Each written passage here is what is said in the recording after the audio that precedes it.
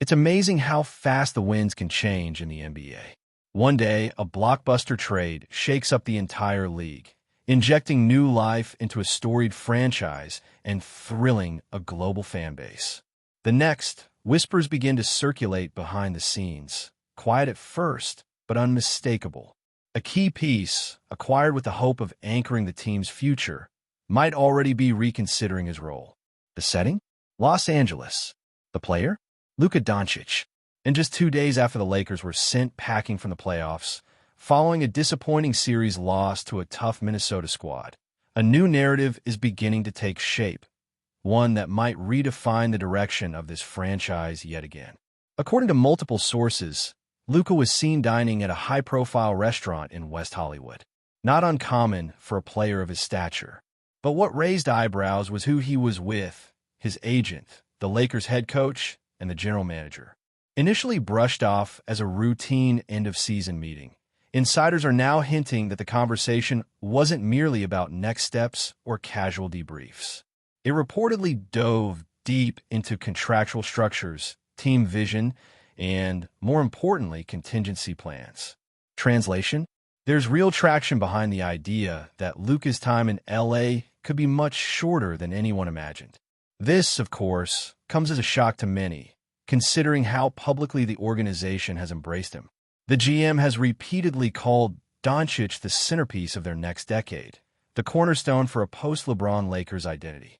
But behind the polished press releases and flashy headlines lies a more nuanced, complex picture, and it's not necessarily one filled with harmony. While the Lakers praise Luka's offensive genius, and rightly so, friction is reportedly growing around his defensive limitations.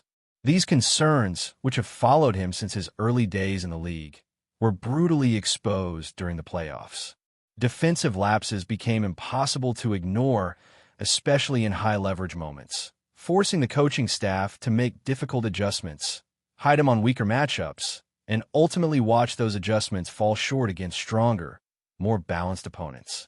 What's more, the recent grade 2 MCL sprain suffered by LeBron James has only intensified the uncertainty surrounding the franchise's immediate direction.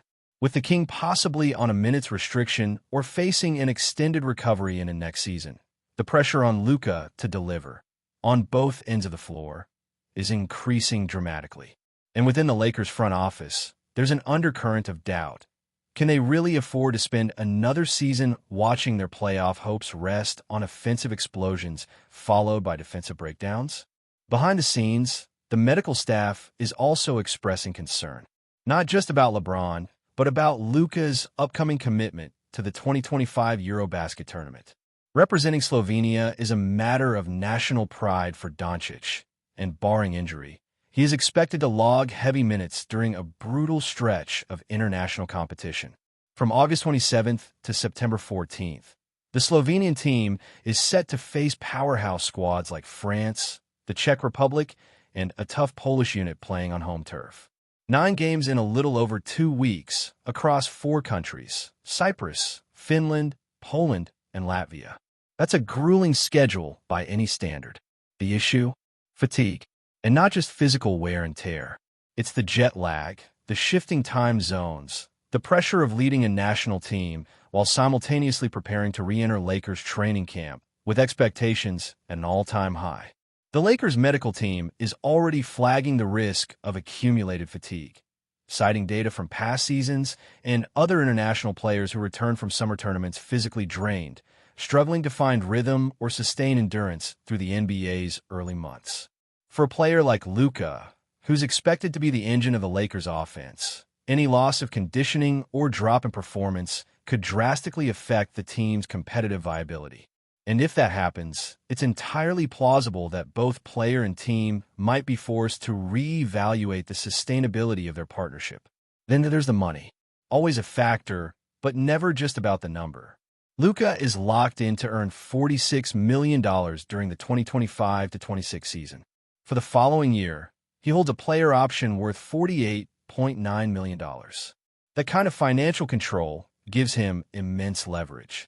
Come August, the Lakers will be allowed to offer him a Supermax extension, 4 years, approximately $230 million. Such a deal would keep him in purple and gold until he turns 30, a bold bet on his ability to remain one of the league's most lethal offensive weapons through his prime. But recent rumblings suggest Luka might have different plans. League insiders have floated the idea that he prefers a shorter-term deal, 3 years, worth around $165 million, with a player option after year 2. That arrangement would give him maximum flexibility, allowing him to hit unrestricted free agency in the summer of 2028, right as he reaches his 10th NBA season. The timing isn't coincidental. After a decade in the league, Luka would qualify for a different tier of supermax deals, potentially setting the stage for a new, even more lucrative contract if the cap continues to rise. From a business standpoint, it's a masterclass in long-term leverage. But from a team's perspective, it's also a red flag. Is this about smart planning? Or is it a sign that Luka is hedging his bets? The answer might lie in the whispers linking him to other destinations, some familiar, others unexpected. Despite a firm no, when asked recently about a potential return to Dallas, the shadow of the Mavericks still looms. There's chatter that some in the Dallas front office would welcome a reunion, especially if paired with another skilled big like Kristaps Porzingis in a newly imagined lineup.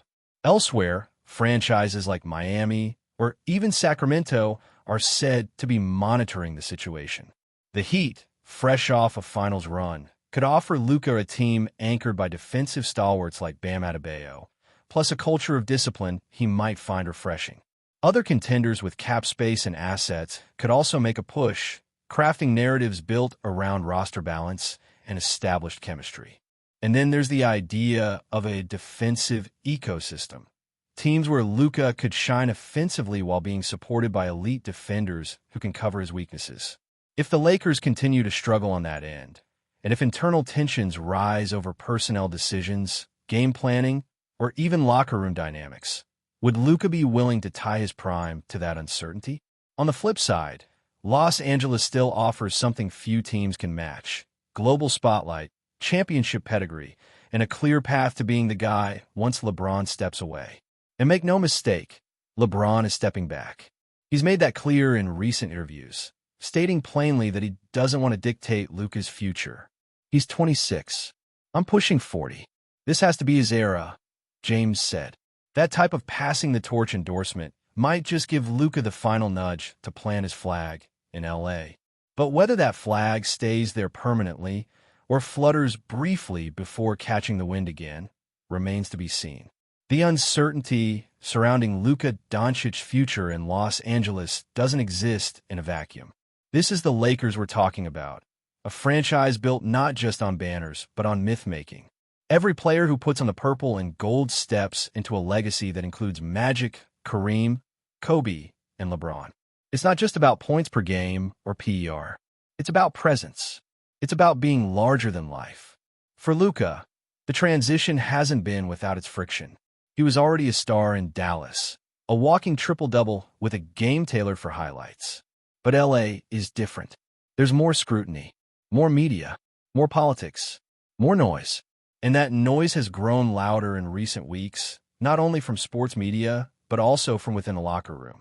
Multiple reports suggest that a divide may be growing between Luka and some of the team's veterans.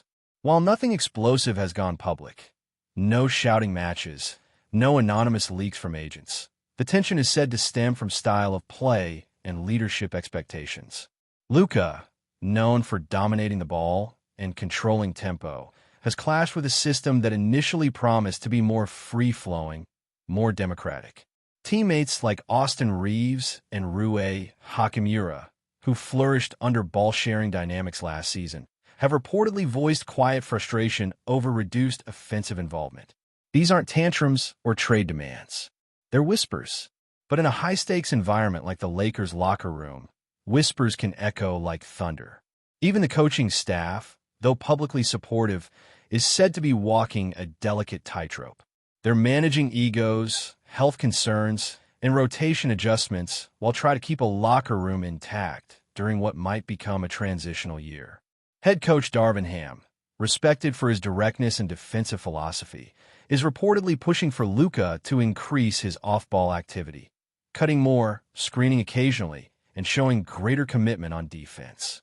Luka, for his part, hasn't dismissed those requests, but sources close to the team say that his buy-in is selective. When the offense stalls, or when he feels momentum slipping, he instinctively reverts to old habits. High pick and rolls, isolations at the top, shot clock draining possessions that leave teammates standing around. These are the very tendencies the Mavericks tried to build around for years and ultimately struggled to overcome. But the issue isn't just schematic. It's psychological. Doncic is a competitor, often to his own detriment. He plays with a chip on his shoulder, a constant edge that can energize or alienate depending on the outcome. When he's locked in, he's mesmerizing. No-look passes, impossible step-backs, mid-air adjustments that defy physics. But when he's frustrated, it shows. The body language sours. The complaints to referees multiply. The effort on defense wanes. In Dallas, that behavior was tolerated, even excused, because he was the singular star.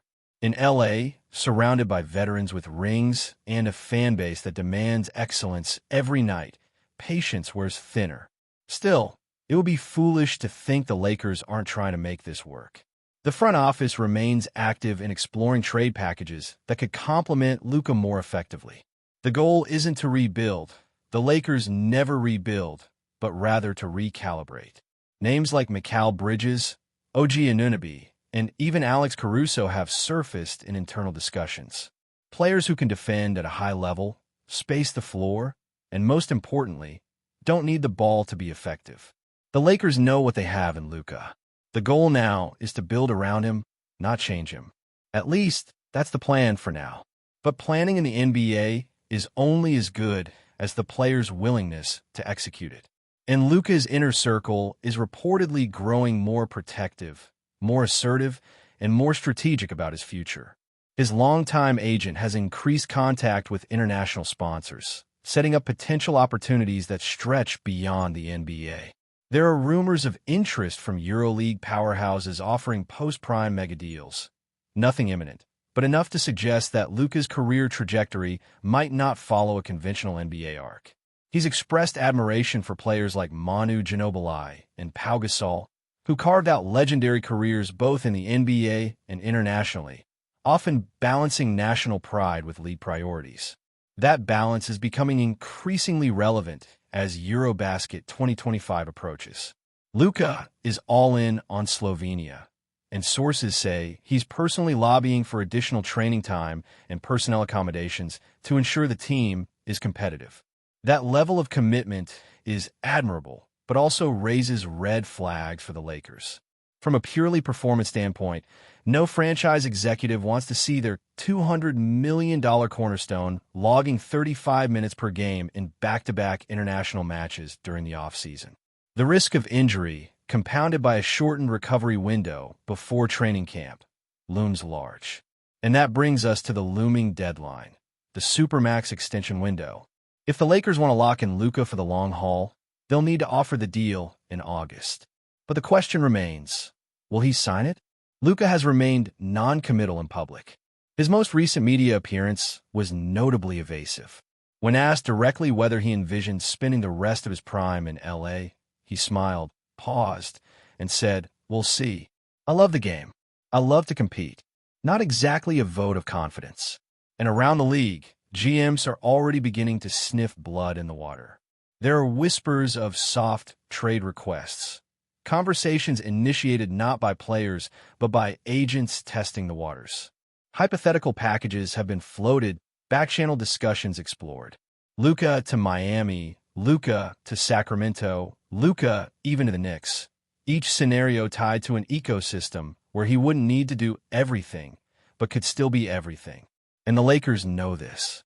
That's why their margin for error is razor thin. One misstep, an injury, a botched trade, a playoff flameout, and they could go from championship hopefuls to scrambling for leverage. It's not all doom and gloom, of course. There are paths where this all works out, where Luka embraces his role as the new face of Showtime, where the Lakers retool with smarter role play. Right now, Luka is watching, waiting, evaluating. He has all the leverage, all the tools, and all the eyes of the basketball world on him. Before we continue, we ask that you leave a like and subscribe to the channel so you won't miss any exclusive Lakers updates. Moving on, in an unexpected turn of events, Rob Pelinka, the general manager of the Los Angeles Lakers, has made a bold move that has left the NBA world in shock. The Lakers, known for their star-studded lineup and big-money acquisitions, have announced the signing of Daniel Gafford, the Washington Wizards center, in what can only be described as a surprising and strategic addition to the team.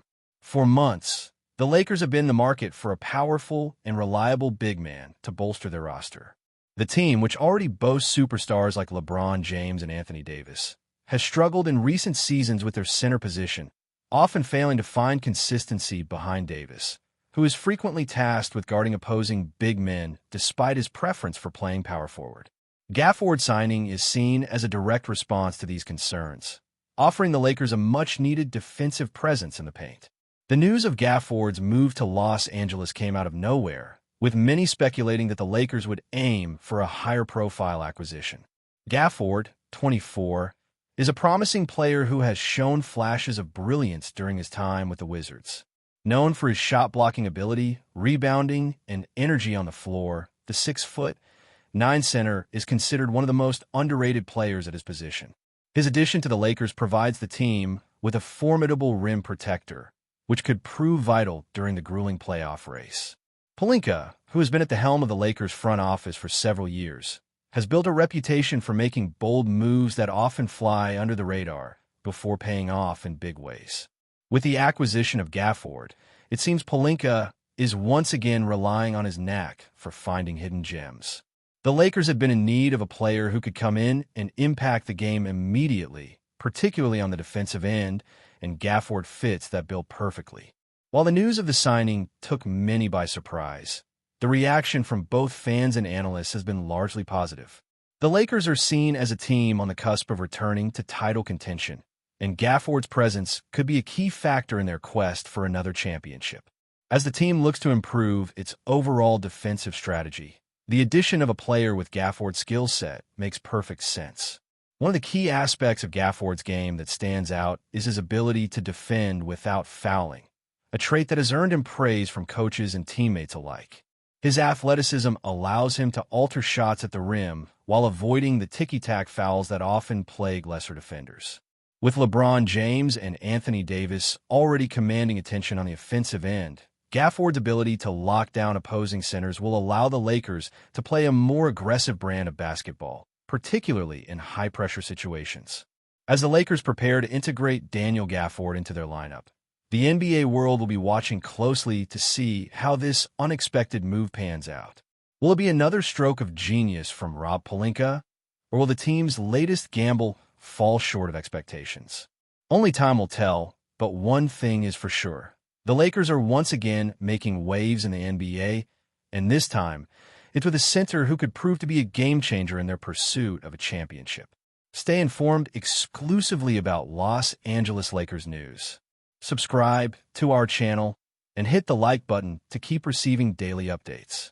Also, share your opinion on the news in the comments, as your contribution is crucial for the Lakers. Stay tuned for the next video.